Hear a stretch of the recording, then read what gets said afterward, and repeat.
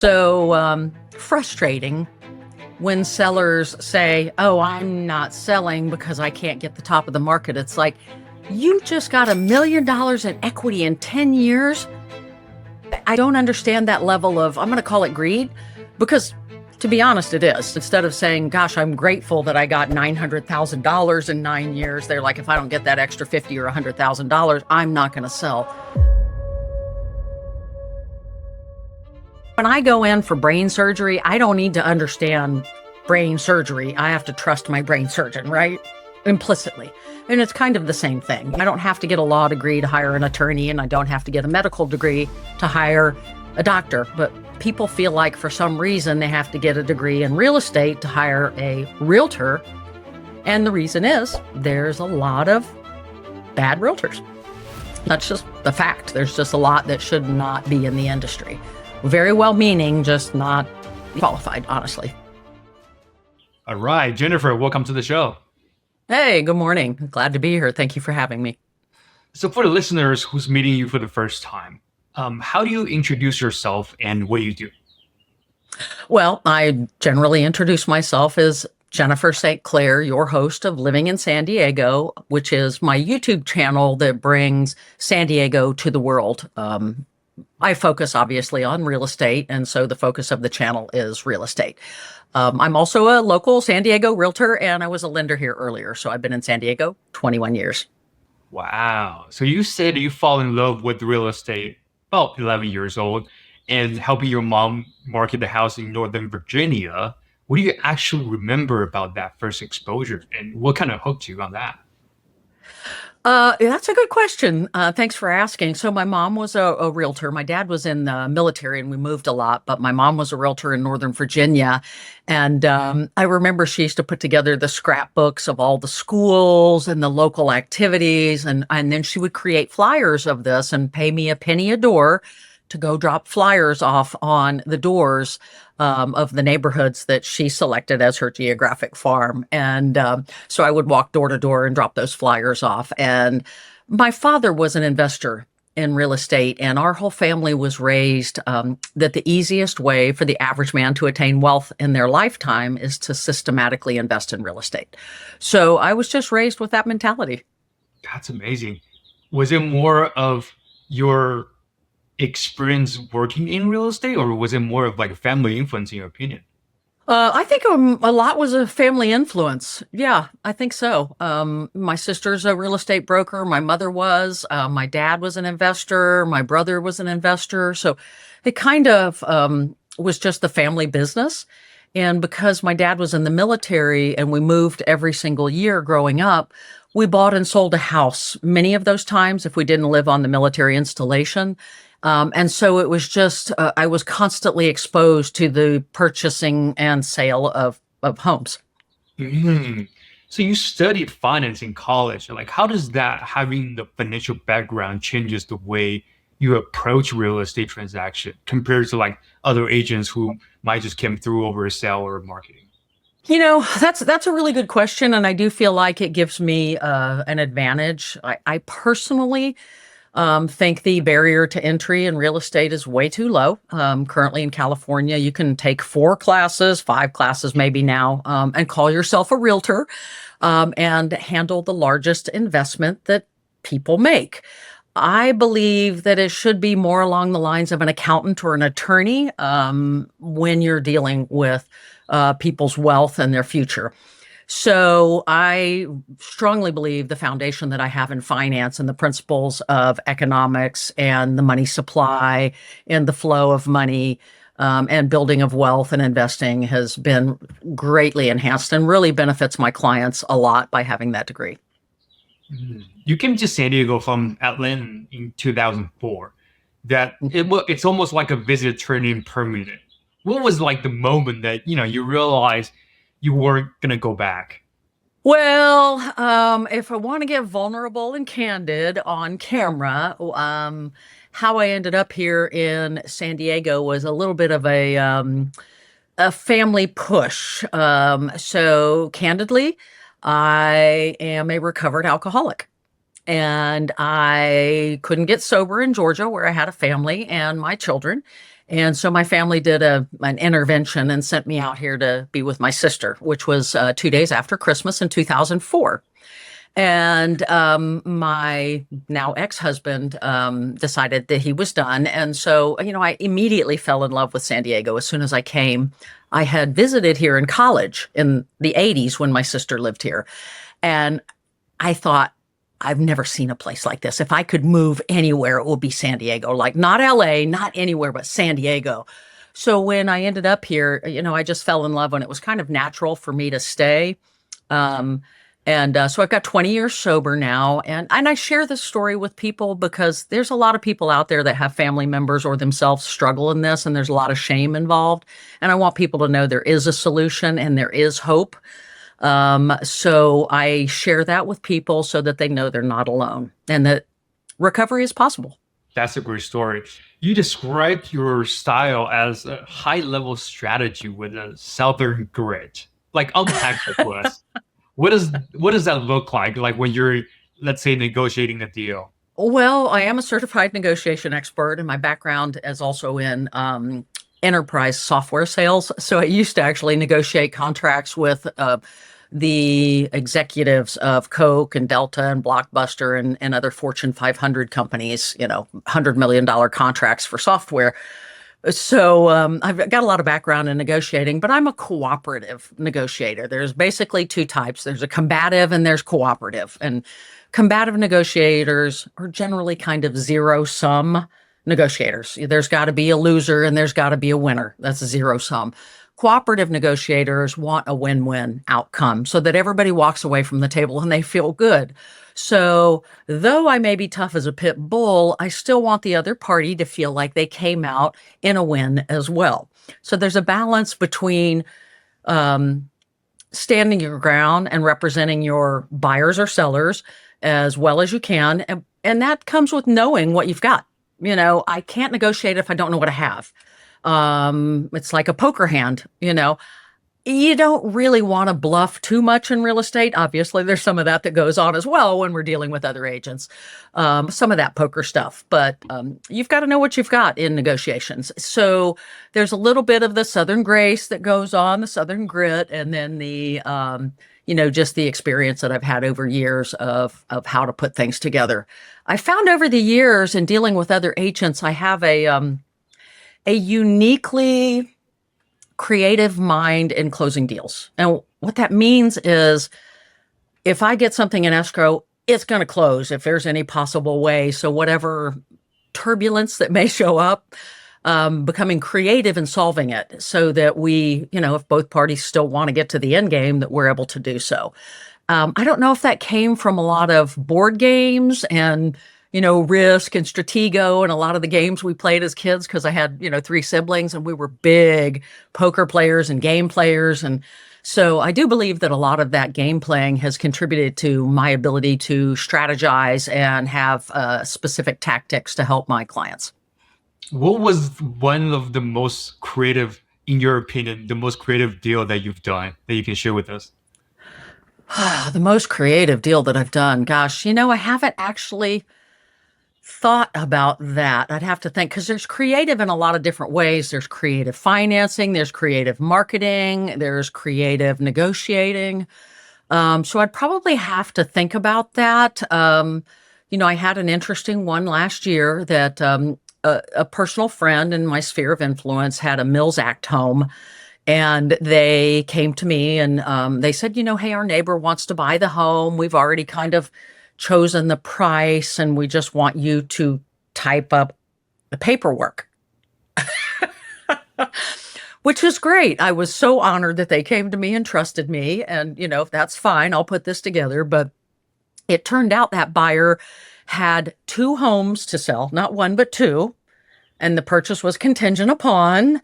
And they hadn't really discussed so many things. And the deal got sideways a lot because there were expectations between the buyer and seller that weren't communicated. And that's honestly why you want a layer of an agent in there. It's kind of like if you get audited, you never, ever go talk to the auditor yourself. You always have a tax attorney that can have a layer if they say, where did this come from? We'll look into it and we'll get back to you.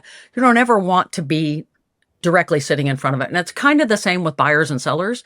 You want that layer of personality in between for several reasons. And so there was a lot of creative restructuring of that deal that had to happen, of managing of personalities, because they got a little crossways with each other and they lived across the street from each other. And so there was a little bit of, negativity going on, and how things were going and how quickly those homes were going to sell, and then how long they were going to keep their home off the market or give them the privilege of purchasing the home off the market. And so it is important that people understand that it's not just as easy as saying my neighbor wants to buy the home and I'm going to draw up paperwork, because those are kind of where lawsuits happen. And they don't do it because the seller intentionally tries to defraud the buyer. They do it because the seller really doesn't understand how they properly disclose to a buyer and what the processes are. And so I think that was, recently one that kind of stands out in my memory. That's an interesting one. Out of those years that prior to partnering up with ESP, you've had 11 years led Sinclair and Associates before EXP. What promoted that move? Like, what did you want the team model to become that EXP gives you that you wouldn't really had it before that? So my career actually started at Sotheby's in Liberty Station with my sister. We were the number one team at Windermere and Sotheby's. So the broker and the owner of Windermere became one of the first Sotheby's franchises here locally. His name's Brian Arrington. And so we were the number one short sale team. At the time, my sister had 22 listings, which I thought everybody had when I came to work with her. Let me tell you, if you've got 22 listings, you're one of the best agents in the nation. But back then, we were like the only short sale team. This was before a lot of the local people got into short sales as well. And we did really well, but my sister and I dynamically weren't a great fit as a team. Younger sister, older sister, some of the dynamics just weren't as healthy as they could have been. So I went out on my own and created St. Clair and Associates. I got my broker's license and really enjoyed working on my own in a boutique. But as the market has shifted toward more technology, I mean, when I started, let's face it, you had the multiple listing service, your Thomas guide, which had the street map, and then you had contracts. And that was kind of it. Email, it wasn't fax machines. I mean, we still have fax machines back then. So, now every single day I get a new piece of technology that is pitched to me. Go learn this, go learn. I think compliance and serving my clients better, I found as an individual broker that it was difficult for me to keep up with the changing landscape. EXP is one company. It's not franchised. And why is that important? So let's say your old-fashioned brokerages have 700 franchises. If a company has a compelling software product that they want to partner with a brokerage, they have to go to 700 different franchises and negotiate. When they come to EXP, they can call up Glenn Sanford and say, we've got this great piece of software. We'd like to partner with you on it. And it can be deployed to 70, 80,000 agents instantly. So that gives us a unique advantage. The international exposure, the tools that we have, the mind trust, the masterminds, the education, the support.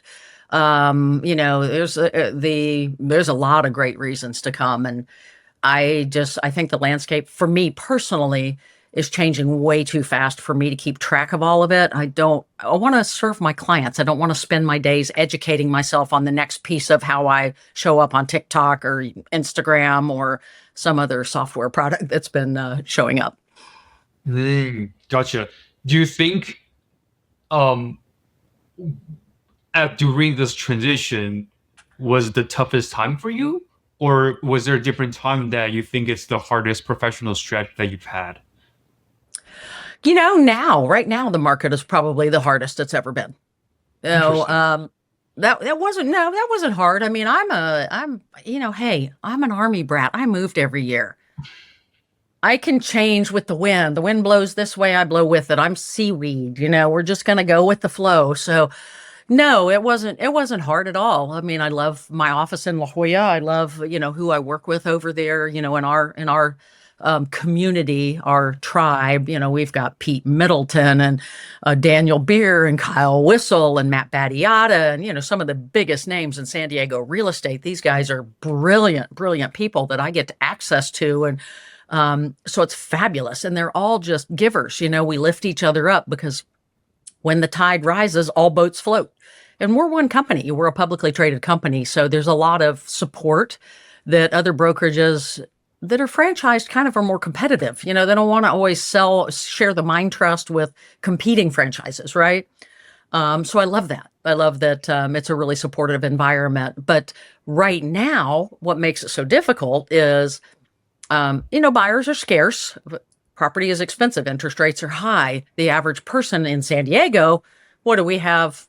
Maybe 18 to 20% of people that live here now actually can qualify for the average price home, which is the lowest it's been probably ever as far as affordability. I'd have to confirm that. And then the sellers all want what their neighbor got last year, 2 years ago, 3 years ago. So you've got buyers that are very, very, very discerning and have more tools than ever and AI to mislead them because AI misleads you most of the time. Trust me, I spend a lot of time talking to AI. I know how inaccurate it is. And then the sellers they want yesterday's price. And they're not nimble. They don't have to sell. They have the golden 3% handcuff.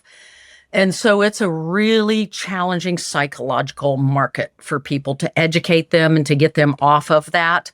I just canceled a big listing because it became obvious that the seller had the market had shifted and the seller had kind of lost their big why and their motivation to sell. And it was obvious that the new comparables that came on the market since the conflict started were not going to bring the price that they had hoped to get.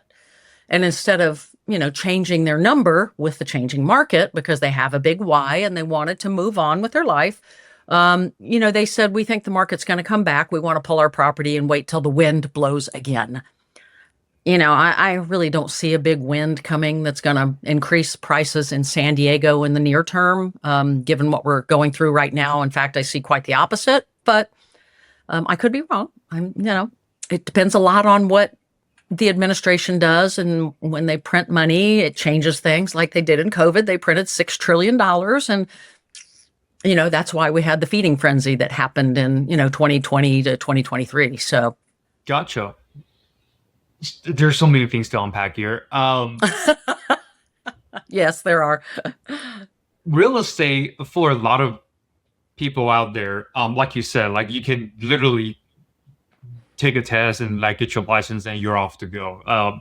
The level of entry is so low that it chews a lot of people up. Like, what keeps you in the game when the others are just come and go? That's a good question. Sometimes it's a forgive the French, but sometimes it's a soul-sucking business. It is emotionally very, very difficult to manage the personalities, the different personalities, the psychology, the salesmanship, the contracts. People don't realize that when you become a realtor, you're not just contracts and sales. You have to have a skill set that is so broad. And it's really, really a challenging industry. I think not personalizing things is the best way to go through life. Miguel Ruiz wrote what does that mean? Well, that means when people get fussy or attack or whatever, it's probably not about me. It's about something they're going through. So if I can step away and not personalize whatever's happening and just say, how can I best help this individual through this situation instead of making it about me? The other thing is to separate yourself from the financial outcome. If I go through life and I view you as a financial outcome, then I have commission breath and you don't want to do business with me. And I'm not I'm not aligned with my highest and best good, which is to be of maximum service to my fellow human being. And if I do that every single day, I have found that God brings me and takes care of me. So I get up every day and I ask God to guide my thinking and my actions to be of maximum service to every individual that I speak to all day long. And then generally good things happen, and if I do that, then I'm less attached to the outcomes and I'm more attached to, was I of service to that person, rather did I get a $25,000 commission? And I can be of service and still not get that commission. In the instance of this recent listing, a fabulous couple that fell in love with him in the past 4 months we worked together, wonderful human beings. And I gave them a lot of information that they needed to make the best decision for them. The outcome was $0 after 4 months and a couple $1,000s in marketing. That happens in real estate. That's part of the game. We move on. Wow.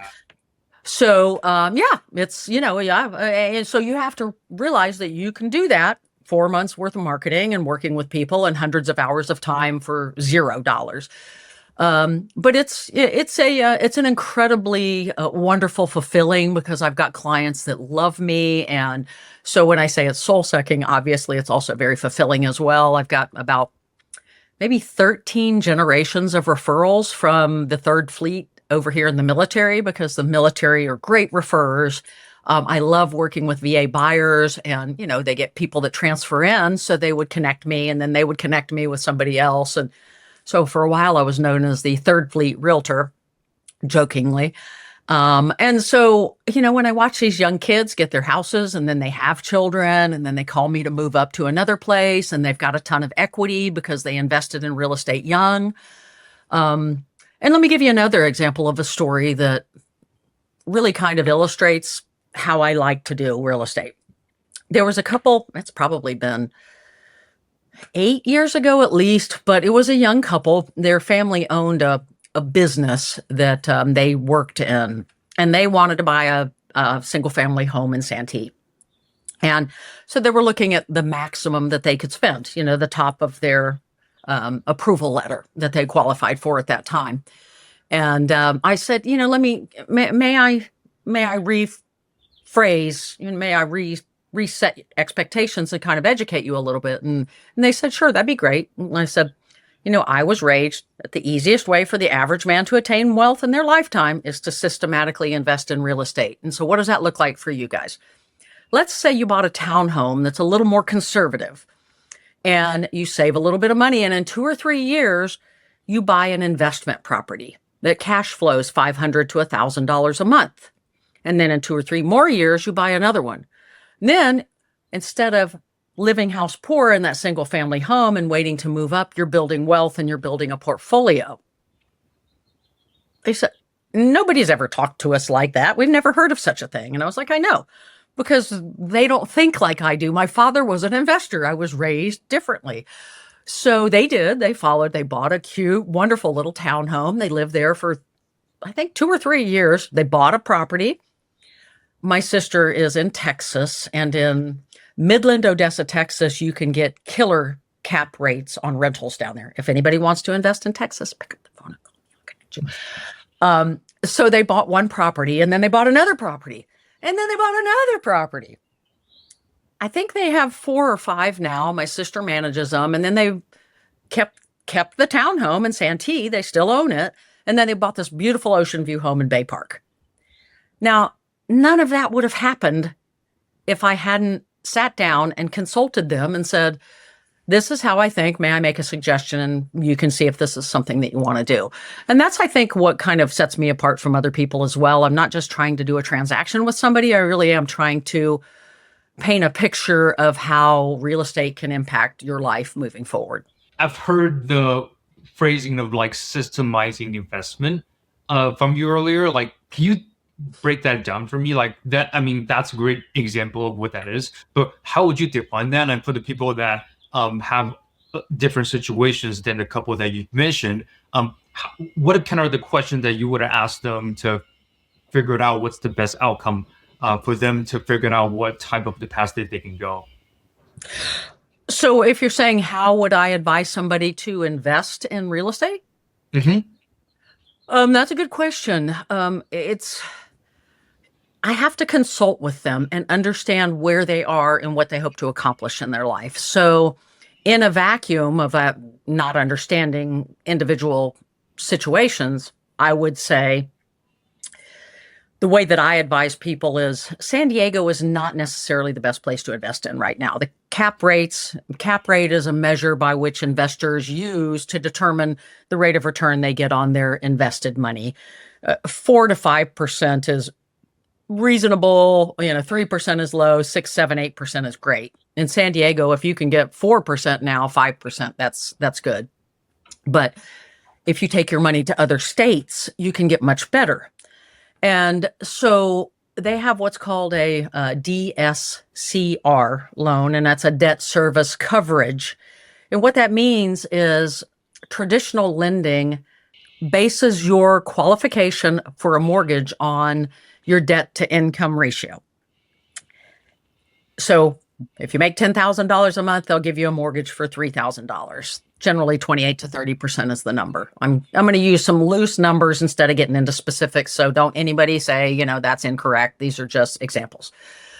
With a debt service coverage, all you have to do is have the rent that the tenant is paying cover the mortgage. Again, these underwriting guidelines are guidelines. I'm not giving you the exact specifics around this. And why that's important is if you already own a house and you don't really have enough money to cover the mortgage for a new investment property, you don't need to. You need to invest wisely in a property that cash flows right out the gate and you can build wealth.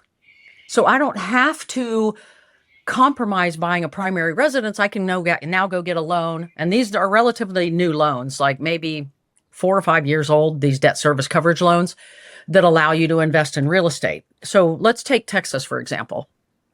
For $300,000, you can buy a good cash flowing property in Texas that pays you $3,000 a month. That's good cash flow. 1% on a door is good.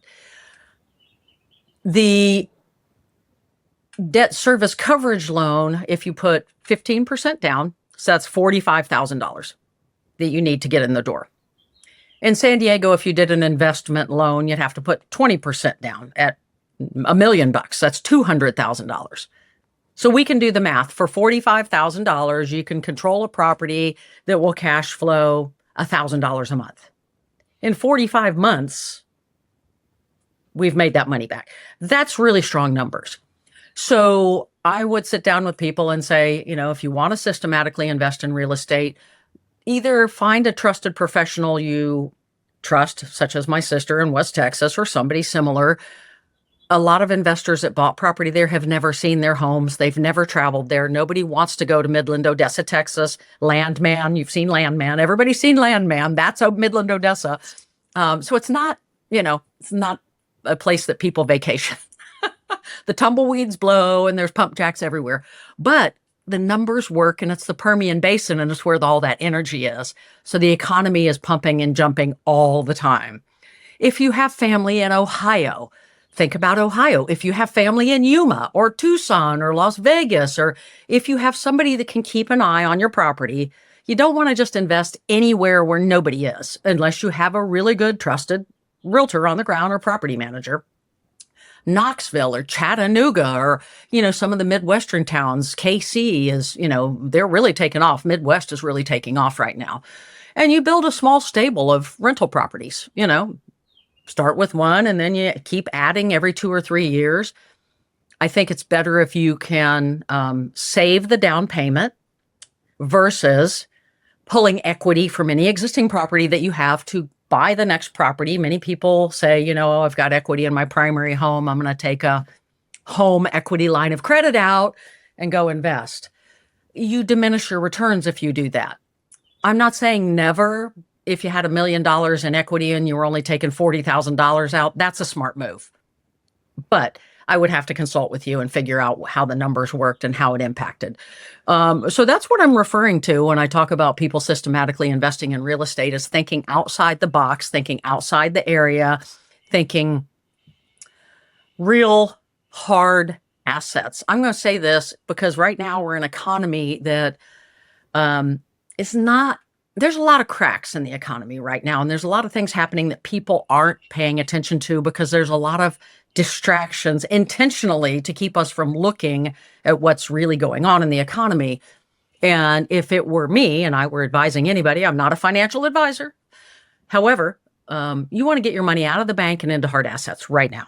You want to get into real estate, gold, and silver because inflation and the banking system is not in a good position right now. As somebody who was in banking during the last banking crash in 1987, I was on the front lines of that crash.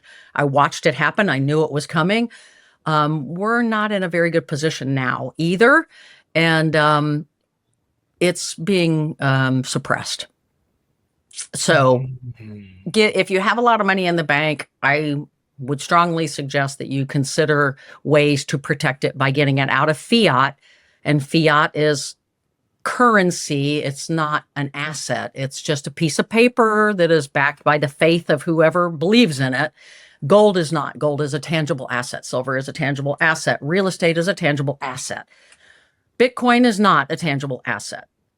You can't hold it in your hand. I mean, Bitcoin can be. So in this economy right now, where we are today, that's actually something that I would say most people ought to consider. Gotcha. When you said earlier on, like taking HELOC, getting other property, have you seen people taking HELOC for other purposes, like besides getting a property? Like, I've had friends taking HELOC to buy other houses. I've have friends that take HELOC to renovate their existing house, or taking that chunk to invest in other opportunities besides real estate. Do you see difference between these one? Do you recommend looking at HELOC at all? Generally, no. However, again, it's in a vacuum. I can't advise anybody in a vacuum without knowing all of their financials and what the HELOC number is. But HELOCs are going to be going away. Banks are going to start tightening their lending here soon because of where the economy is. And if you see people refinancing or taking HELOCs out, there's a story there.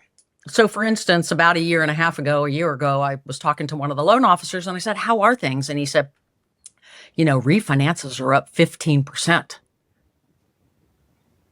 Well, Oh, what does that mean? Well, what that means is they gave up a 3% mortgage to go to a 6 or 7% mortgage. Why did they do that? They couldn't afford to pay their bills. And a refinance is cheaper than a HELOC. A HELOC may be 8 or 9%. A refinance may be 4 or 5 or 6 or 7. mm, But if people are refinancing 3% mortgages, it's not because they want to, it's because they have to. And when they're up 15%, that screams people can't afford their bills. And if people are taking HELOCs out to pay their bills or to buy a Suburban or to take a vacation, and they have because people have treated their homes like ATMs in the past 10 years. And to be fair, they've enjoyed the most appreciation of any generation in the history of mankind, which is one of the things that makes it so, what's the word that I want to use and try to be politically correct? So frustrating when sellers say, "Oh, I'm not selling because I can't get the top of the market." It's like, you just got $1 million in equity in 10 years. I don't understand that level of, I'm going to call it greed, because to be honest, it is. Instead of saying, "Gosh, I'm grateful that I got $900,000 in 9 years," they're like, "If I don't get that extra 50 or $100,000, I'm not going to sell." Again, it's their property to do with whatever, but it's just kind of, in my opinion, a little bit short-sighted for the big picture instead of saying, "Wow, this is great." And also because I don't believe that there's going to be a massive upside in the short term. So when they say I'm going to wait 6 months or a year, I do believe that that's not in their financial best interest. But hey, it's their asset to do with whatever, and I give them my advice and they're going to do what they want. And that's perfectly fine with me. It really is. I don't know everything. I've been wrong before and I'm sure I'll be wrong again. So that's very fascinating. From anywhere in San Diego, I mean, like it's not a small area, right? You have like on the south side, Chula Vista, San Ysidro; on the north side, Ocean side, Camp Pendleton, almost going north of all of this area. When a potential buyer comes to you, be like, "Hey, Jennifer, like I'm looking to buy something in San Diego," what would be your thought process or the question that you would ask them that helps them identify the house that they want, possibly the location? You know, you have commute, school, and all the different factors. There are so many. How do you digest that with the client together? Lifestyle and work, basically. Those are going to be the two main things. So, what do you do? Do you surf every morning? Do you hike? Do you ride motorcycles? Do you, have a specific studio you need to go to? Where do you work? Do you have to remote work? Do you have to commute? I wouldn't advise if you live downtown or if you work downtown to live in Escondido because you'll be miserable. As somebody who worked and lived in Atlanta for 20 years and commuted an hour and a half each way for almost 20 years, I wouldn't suggest that people do that. You miss your entire kid's youth, sitting in your car commuting. Nowadays, I guess you could do a video chat with your kid on the way home or something, so you could still spend time with them. But we didn't have that back in the 80s and 90s. So I spent a lot of time away from my kids that I could have spent with them because I wanted the big house. I wanted to live in the suburbs. We were in the supersized decades back then. My house in Atlanta was 4,000 square feet and 3 stories tall, and it was way out in Cherokee County, Georgia, which was, 35 miles, 40 miles from downtown. So I would sit down and consult with them on detailed what is important to them as far as criteria. Schools, obviously, for people who have children, that's number one. Culture and community, not to get into fair housing issues, but, that's important for a lot of people. People want to be with people that are similarly minded with them. And who are those similarly minded people, whether they be the surfers or the glamorous people who like to dune buggy and Santee or, there's just different styles. Your little Italy has a different vibe than Hillcrest. We know what Hillcrest draw is. Everybody who knows San Diego knows Hillcrest. They know Mission Hills. They know North Park. Mhm. The thing that's really interesting about San Diego that I have not found to be true in other cities, with some exceptions, but for the most part, is every single tiny little community in San Diego has a different, unique vibe. It's different. PB is different than Mission Beach, is different than Ocean Beach, is different than Point Loma, is different than La Jolla and Del Mar and Encinitas and Cardiff and Carlsbad and San Marcos and Escondido. The people that are drawn there are different. They're different communities. Your conservative people tend to move into the country. Your more liberal people tend to live in the city. And so, whatever draws you, whatever vibrates with you, how you like your community to be, if you're uber liberal, you don't want to live around uber conservative people, probably, less comfortable for you. And it's likewise. So we're going to sit down and just talk about the things that are important. They're going to share them to me within fair housing guidelines. Again, a lot of fair housing stuff here. And I'm not steering anybody anywhere. So I'm just giving you, ask me a question. I have to say these things because fair housing is a big issue these days. And so once they gave me their list of criteria, I would say these are the communities that support that. So, I had a lot of military. I work at 32nd Street Station. Where should I live? Well, the communities that feed easily with a commute would be, Paradise Hills or Chula Vista or, Barrio Logan or, whatever around there, Bonita and, in some of those areas. And then they would drive the areas. I would suggest that they drive the areas and walk around and feel comfortable. What does that feel good to you? Do you like it? Drive it during the day, drive it at night. Oh yeah, we love it. No, we don't love it.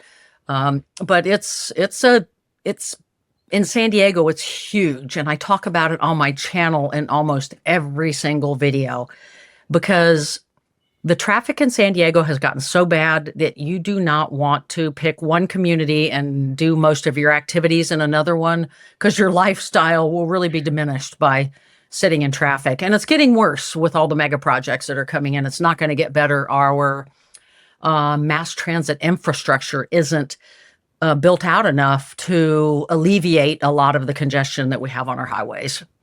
I do see that like your YouTube channel and tagline is about helping people get clear on where to live, what it costs, and what actually makes sense in and around San Diego. Um, Yeah. from like coastal neighborhood to inland options, all this stuff.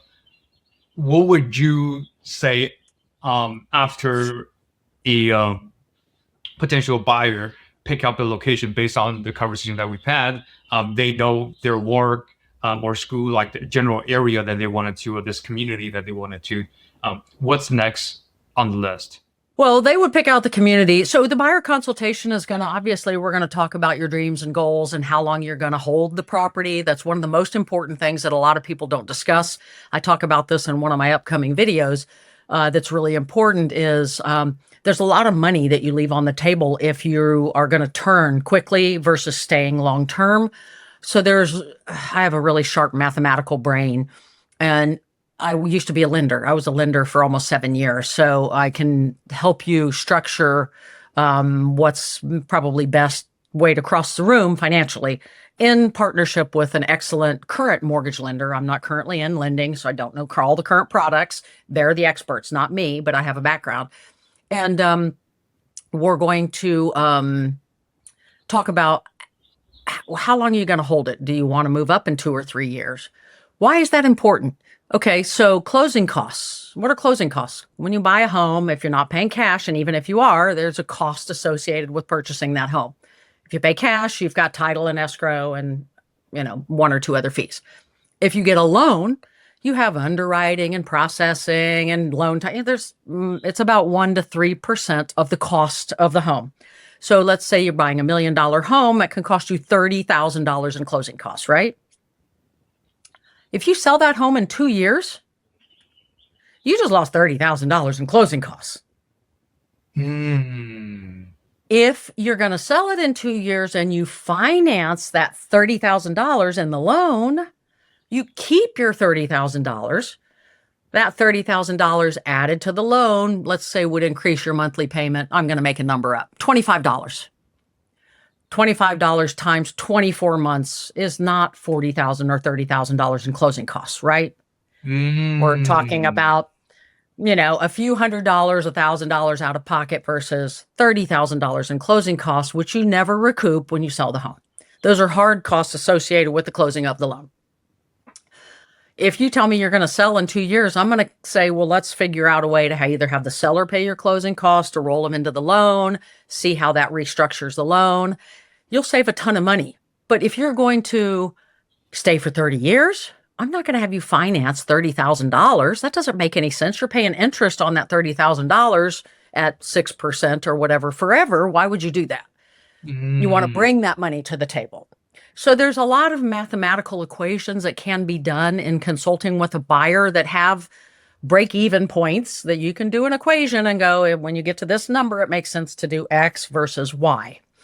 Most realtors cannot have these conversations. They wouldn't even know how to have the conversation. They don't even talk about it. They just talk about, well, where do you want to buy? What do you want to buy? How many bedrooms? How many bathrooms? How many square feet? Turnkey or fixer? They don't have a large conversation about your entire life's goals, because that's really what real estate is. It's the largest investment you're ever going to make. And guess what? Your primary residence is not an asset.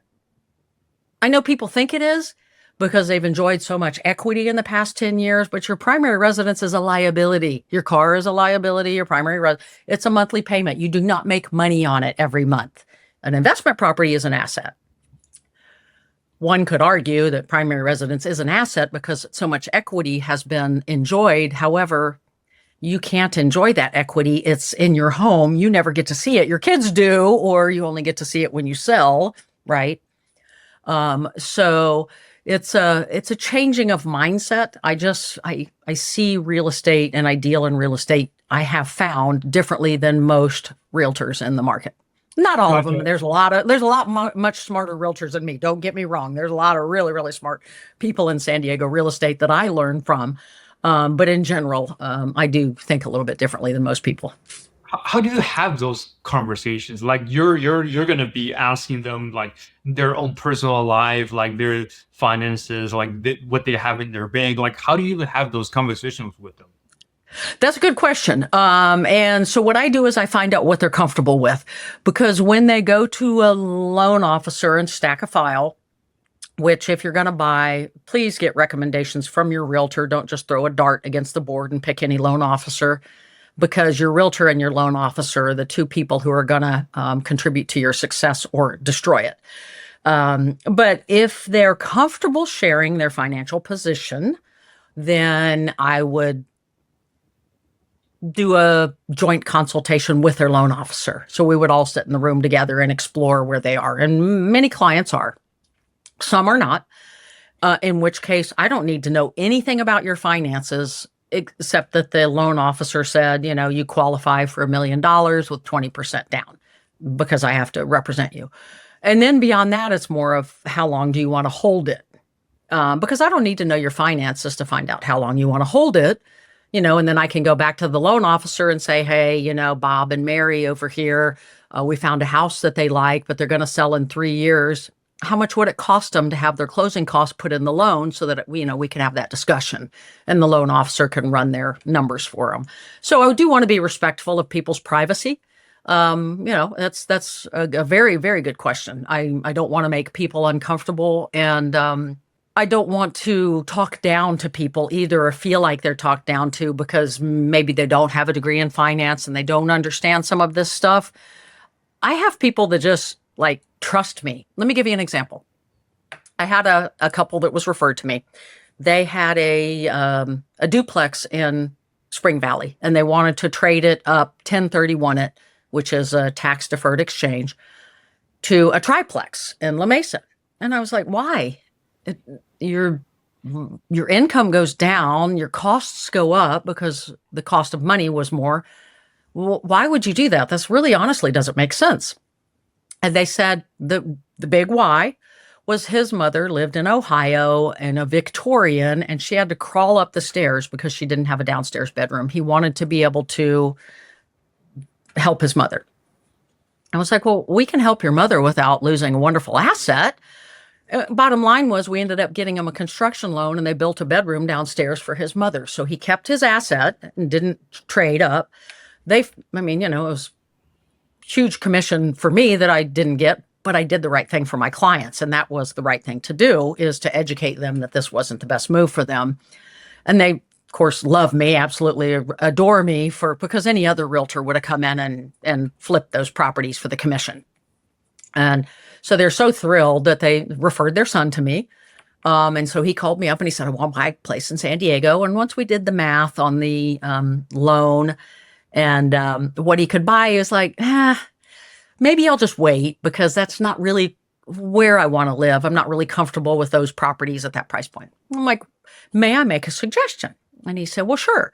And I said, well, why don't we invest in real estate instead? There's this place called Midland, Odessa, Texas, and they have these really great returns. And he's like, nobody's ever said that to me before. I said, I know, because they don't know. Within a week, he didn't go do a million years of research.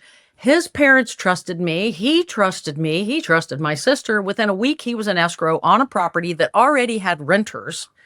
He got rent the whole month of September, didn't have to make a payment till October, still owns that asset, is absolutely thrilled because he trusted me. He didn't necessarily have to understand all the mechanics behind it. He just knew that he was working with a trusted advisor. When I go in for brain surgery, I don't need to understand brain surgery. I have to trust my brain surgeon, right? Implicitly. And it's kind of the same thing. I don't have to get a law degree to hire an attorney, and I don't have to get a medical degree to hire a doctor. But people feel like for some reason they have to get a degree in real estate to hire a realtor. And the reason is there's a lot of bad realtors. That's just the fact. There's just a lot that should not be in the industry. Very well meaning, just not qualified, honestly. How would you differentiate those people, from your experience? Say you're the buyer or you're the seller, you're the potential client, and you're trying to pick one realtor out of so many realtors out there. What would be the traits or the personalities or the things that you look for when you are looking for those ones yourself? You mean what questions would I ask if I were going to hire a realtor? Sure. What are the things that you would talk to them about, or things that you look for when they're presenting themselves? Well, experience, obviously, communication, responsiveness, honesty, integrity, knowledge. And I don't even hold against or would not an inexperienced newer realtor. Because if they're being mentored by a very experienced realtor, we all have to learn as we move through the process. I did my first deal back in the day. We all have to get there. I think it's more how aligned you are with the spirit of being of service. Many people get into real estate because most people get into real estate because they see big commission checks.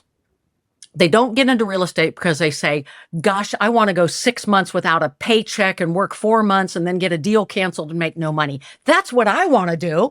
Nobody gets into real estate and saying that. They get in because they're like, oh, I want friends and family deals, or I know people, or I want to get a 15, 20, 30, 40, $50,000 paycheck. They don't know what goes on behind the scenes. They honestly have no idea how many hundreds of hours we spend on each individual transaction that we never traumatize our buyers and sellers, telling you about. If we build you like an attorney, trust me, you would be shocked. Because there's so much that we do that I'm not going to call you up every time. Oh, I just spent 30 minutes I just spent 3 hours on the phone with the other realtor trying to negotiate on your behalf. But these are conversations that happen. Is that like a very common life that you live right now? Like, is that how most realtors' life looks like? Well, I don't know what most realtors look like because I only live mine, but I would imagine maybe I don't do it as well as I should. It could be a personal thing that I could do things differently. I'll acknowledge that. But yes, I think all of us don't realize what we have to deal with in all of the different situations. There are squatters in houses. There are creepers that come to open houses that may try to abduct us. There are I had a client, we represented a couple who divorced, and he bought a house and she bought a house. And we knew that he wasn't doing very well, but we didn't know how not well he wasn't doing. You get where this story's going. He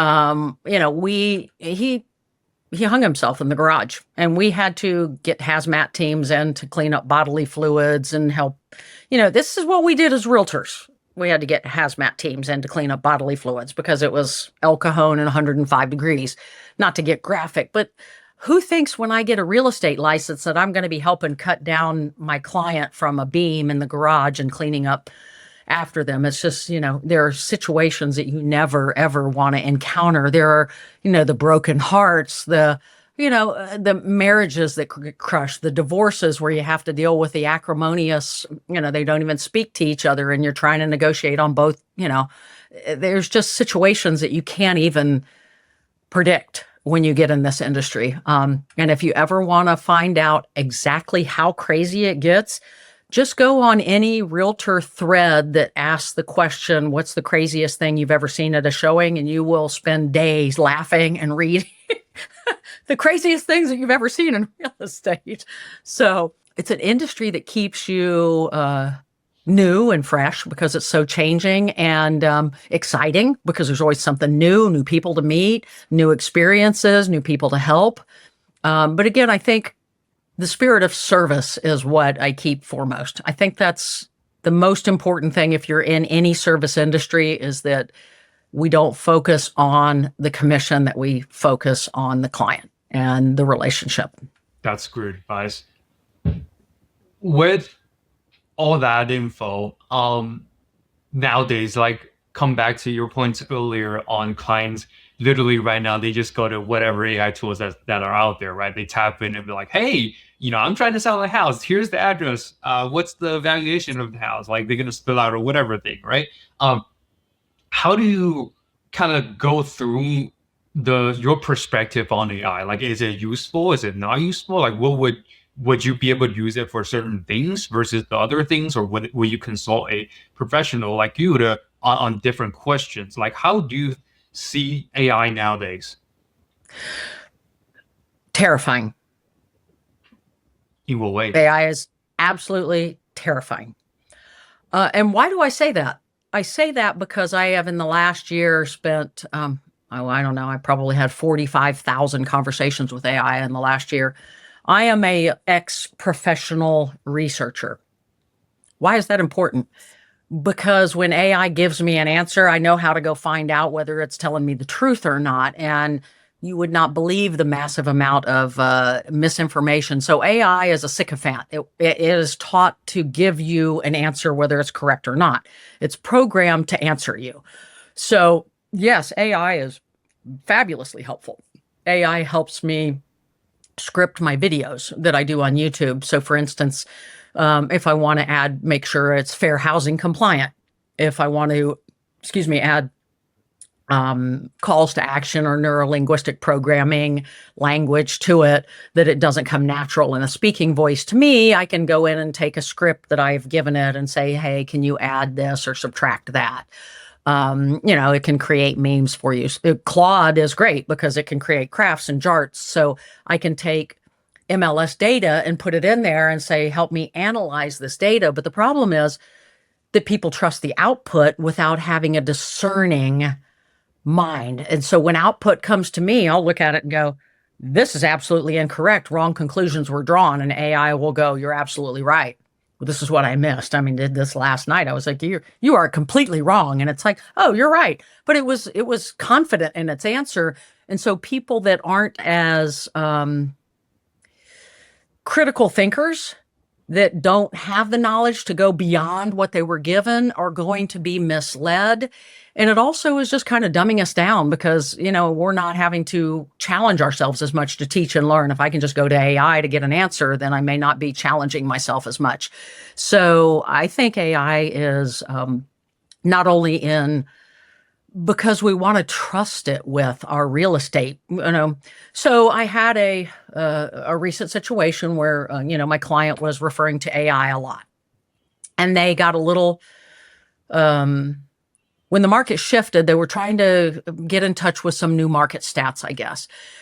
But market stats nationwide aren't San Diego market stats. And if you hire and partner with a professional that's got 21 years of experience, but you trust an out-of-state realtor or AI more than me, that's a disservice. Now, you can ask broad general things, but then it would be to come to me and go, hey, AI said this. But in this case, I would get 12 paragraph emails with all AI output that would say things that made no sense whatsoever, that were like, it would put parameters around real estate that literally had no application whatsoever to what we were doing. And I could tell it was AI because it didn't make sense.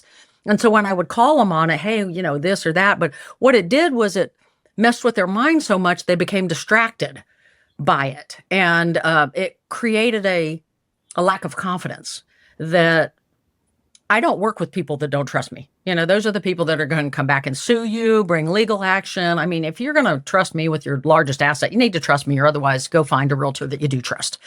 Because it's like not trusting your attorney or your doctor. That's not a good thing. You got to trust your brain surgeon. You have to trust your realtor, or fire them and go get one that you do.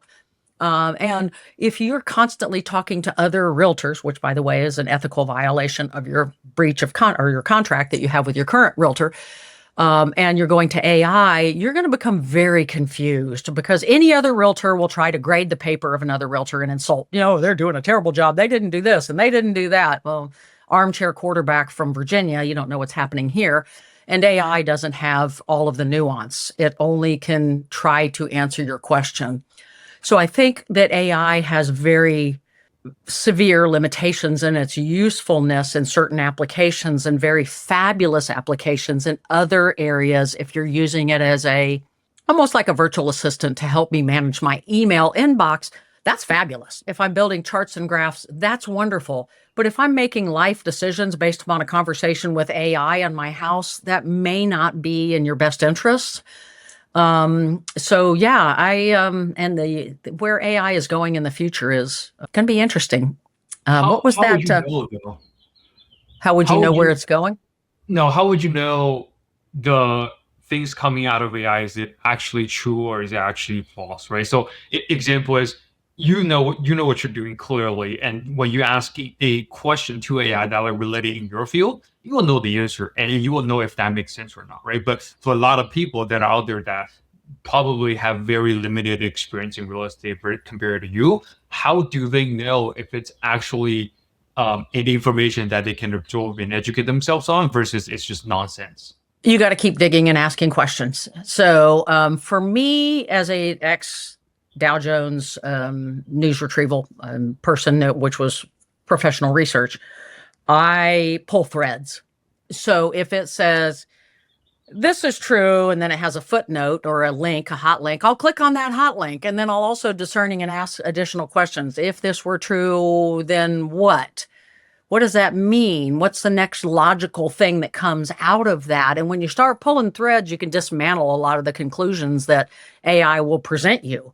And then it'll come back and go, oh, you're right. So, for instance, it gave me a piece of data the other day. I'm not going to talk about the subject because it's controversial, but I was in educating myself on a subject that I'm pretty passionate about, and it's pretty controversial.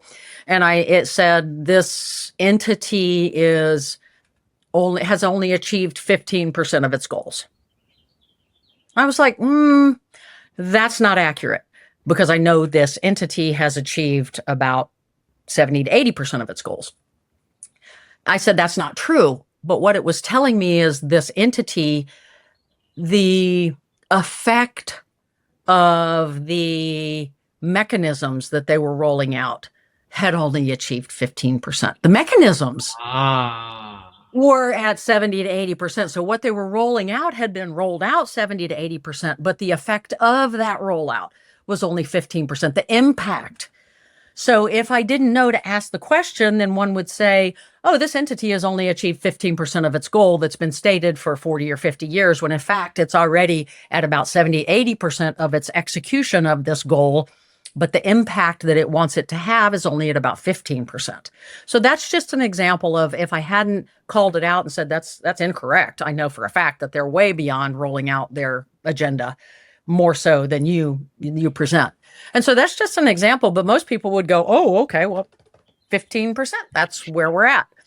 So, and that is completely inaccurate. And there's a lot of that going on right now. And there was a lot of that happening in this recent relationship. Was AI was misinforming, and you can't argue with your client. I mean, it's really hard to reframe a client that thinks that that's what they need to be focusing on, because then it's like you're basically telling them, no, you're wrong. Nobody likes to be told they're wrong, and seriously, it's very difficult when people go down that path to correct them in a diplomatic fashion that is not offensive, especially certain personality types are a little more difficult, So I think that answers your question. AI is just something everybody ought to use in very, very measured quantities and with a lot of skepticism, because it is programmed to say yes. I had Gemini create a whole story that I later found out was 100% fabricated.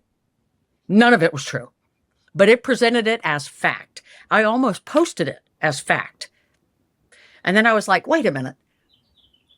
I need to look into this, because it was so confident the way it stated it with dates and with hot links. I was like, well, this is hard links, and this is all hard data and specific dates and specific statistical data points.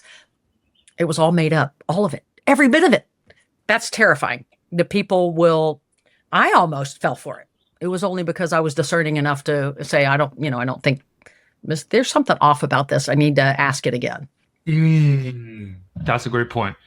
With all those craziness that are happening, I found a lot of friends of mine too, that they're either buying a house or selling a house. Like the first person or the first thing that they do is now they ask AI on what do they do now, or like instead of calling a realtor, instead of calling people, the first thing they will do is open up whatever AI tool, and then they go to ask, okay, what do I do at this point?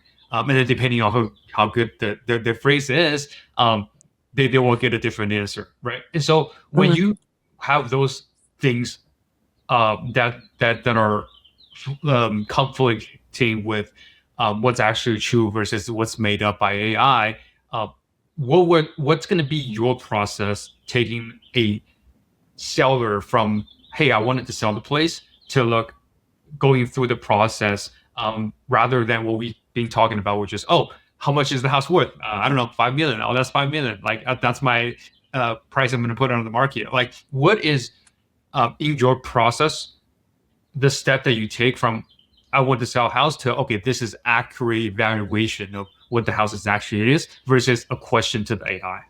Well, comparables.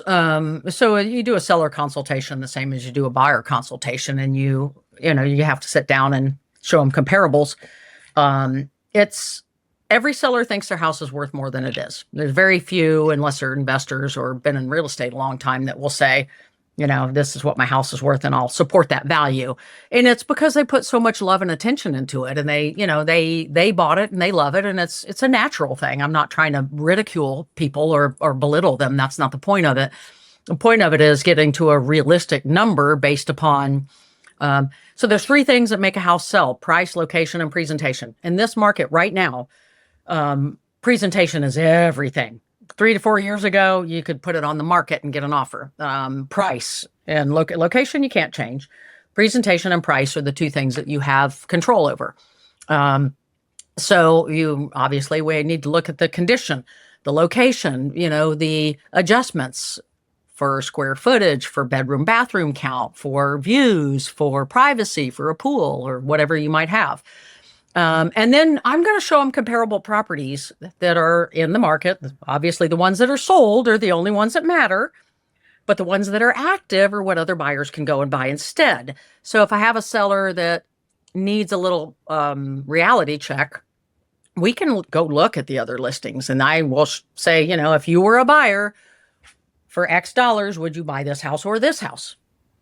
And then they're like, oh, I see what you're saying. I understand. This is my competition, and this is really nice. And, they've got it buttoned up, and they've got this, and we don't have that. And so thank you for showing me that. I understand now, because it's really all about what a willing and able buyer will pay with the competitive listings that are out there, and then what an appraiser can support the value at. So for instance, I want X dollars for my house. That's terrific. However, I can't support that with current comparable closed comps. And what that means is an appraiser is going to go in and say, within these parameters, appraisers have to use within a square mile, within 10% of square footage, within 10 years of date. There's all these things that make it a comparable. And then they'll go, okay, well, I can support X. And if the seller is at X plus 1, then what I say to a seller is, I can't promise you that a buyer won't bring X plus 1. A buyer may bring X plus 1, and I hope they do. However, what I can say is it may only appraise for X. And that's where, like 3 years ago, we had a lot of buyers overbidding to get houses, and they were bringing cash to make up the difference. So it's kind of that situation, but you're not getting that right now. People aren't overpaying for houses, with a few exceptions. There's not a lot of overbidding or multiple offers going on. So when presented with this information, they go, I'm not willing to market at that. I'm not willing to accept that number, which is what just happened to me recently. That's fine. It's your asset. You can do whatever you want with your asset. At the same time, it doesn't make sense to continue to market something if you're not willing to take what the market will accept right now. If the comparable is showing X and you want X plus 3, I have a lot of beautiful horses and stallions in my stable, but I don't have any unicorns. There are no unicorn buyers. There's a lot of real buyers, but there's no, so I don't ever have a buyer call me up and say, Jennifer, I want to pay top dollar for that house out there. Can you find me the best house so I can pay top dollar? Not a buyer ever says that. They go, I want a deal. I want the best deal. And so when I have a seller who wants the buyer that's willing to pay top dollar because they've done everything to present their house perfectly, but the buyer wants, and we're this far apart, then somebody has to have a reality check. It's not going to be the buyer in this marketplace. I can assure you of that. Not in this market right now that we're in San Diego. And so then it's a matter of, a meeting of the minds and parting ways if there's not an agreement, because days on market aren't your friend. Leaving it on the market for 200 days with no showings you can do that, but there's a clear message that sellers ignore when properties stay on the market. If they've presented it well, you can't change the location. There's really only one other factor you can change. And if they're not willing to change it, that's really the only other factor. I mean, I say this in a bubble. Obviously, there's a couple other factors. They could go make some additions or improvements, or, if the presentation isn't a 10 out of 10, they could do some other things. But in general, if the presentation is already a 10, your only other factor is price. And so it's a hard conversation. A recent listing that I sold, which was fabulous. Loved that home. It was a really unusual contemporary in a location that, kind of stood out. And the layout was really unusual. And the seller didn't have to sell. And so he had a number that was at the very top of that zip code. In fact, nothing had sold for that number in that zip code. And so it's like, I can't say we won't get that number because this property is very, very compelling and unique to a certain buyer pool, not buyer pool, but buyer pool. And so we had it on the market. We got an offer very initially that was very low that he would not accept. And then it sat on the market with no offers for 60 days. We only reduced the price just a tiny bit, just a little bit, because he wasn't very flexible on price. And so he said, I want to rent it because my carrying costs are costing me. I'm like, perfect. Let me list it for rent for you. We'll leave it for sale just in case. But meanwhile, let's get a renter for you. Because we tested the market, it wasn't bringing what he wanted. And that's okay. So I put it for rent, and that day I got a list price offer. So 60 days in, we actually got a list price offer. It was a 1031 buyer that was looking for an investment. Now, the odds of anybody getting a list or market offer 60 days on the market is, I wouldn't hold out for that. Normally, I'm going to consult with my buyers to offer below list if it's on the market for 60 days. But in this case, the agent and I had consulted, and he knew if he needed his commission and working things into it, that was how he needed to structure the deal. And we ended up closing on that. So it's pivoting with the market or not. But if you're not, then, walking away and realizing that it's not going to bring. But, if you are a seller right now and you're thinking you're going to walk away and 6 months from now, you're going to get more, or even a year from now, you're going to get more. I don't believe that to be the case in San Diego right now. I just think we're really kind of at just not a lot of buyers competing for properties right now, which is, supply demand is what drives up pricing generally, along with printing money supply. Also drives inflation, right? Gotcha. Do you think that's kind of the difference too between like a quote unquote rookie versus experienced realtor as well? Do you have like those very big differentiators when you see a rookie on the field that's trying to negotiating those deals versus now that you've done it, you've had the experience in negotiating those deals? Well, again, everybody has to start somewhere. And for all I know, the rookie could have been in some industry before that, they have a skill set that they brought to the table that lends itself well to representing their clients.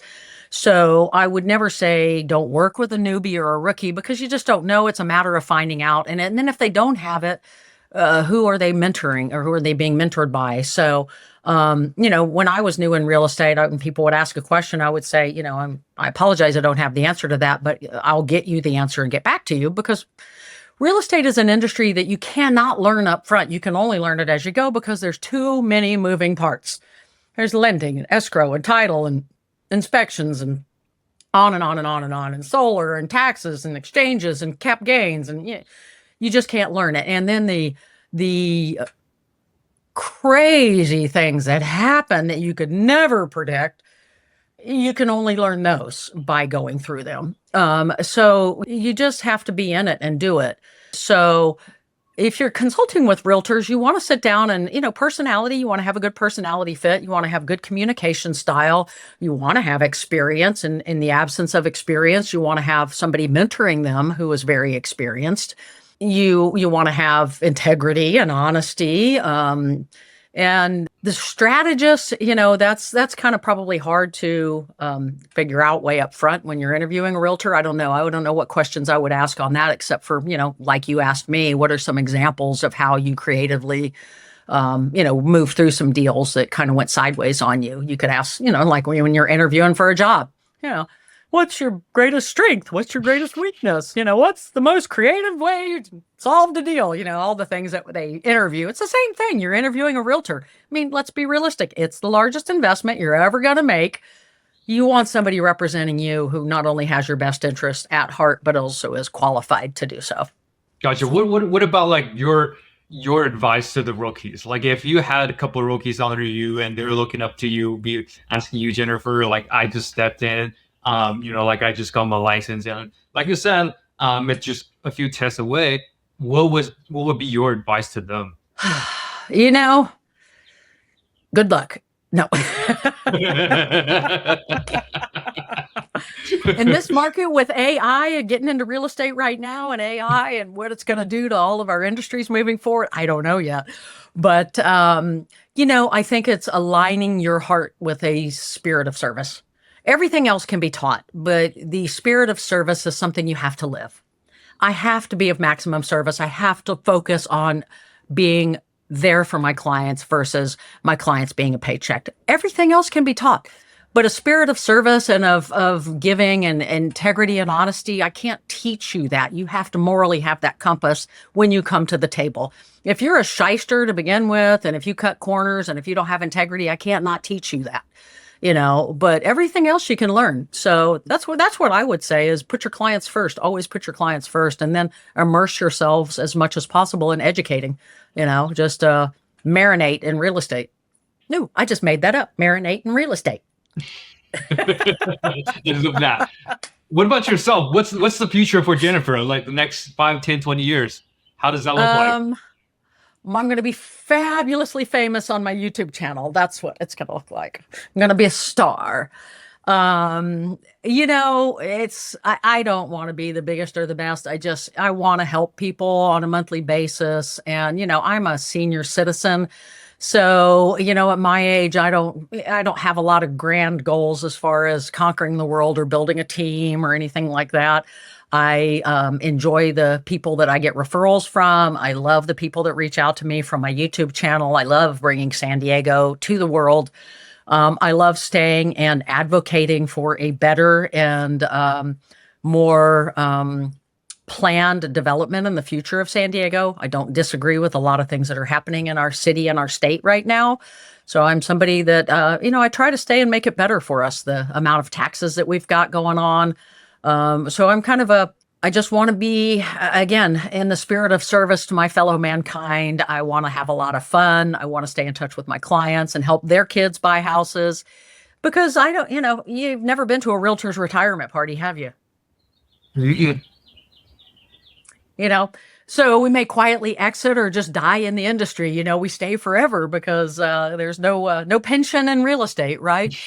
But so literally, moving more toward the luxury market is something that I have been focused on. My office is in La Jolla. A lot of my initial experience is in first-time home buyers, move-up home buyers, military investors, things like that. So obviously in San Diego, the luxury market is very attractive. I am a member of EXP Luxury, and I have been doing a lot of education in that area and look forward to serving clients in that space in the future. Wow, that's amazing. On that last question, how can people find you? Oh, well, you can go to Living in San Diego with Jennifer St. Clair. My website is Homes by St. Clair. And of course, you can always call me because I actually answer my phone at 858-405-8525. Cool. Thank you so much. You're awesome. Thank you for having me. I really appreciate you inviting me on your show, asking me the questions, spending an hour plus with me. I really appreciate you, and anything I can do to help you in the future, I look forward to giving back to you as well. Likewise. Thank you so much. Cool. Stay sunny.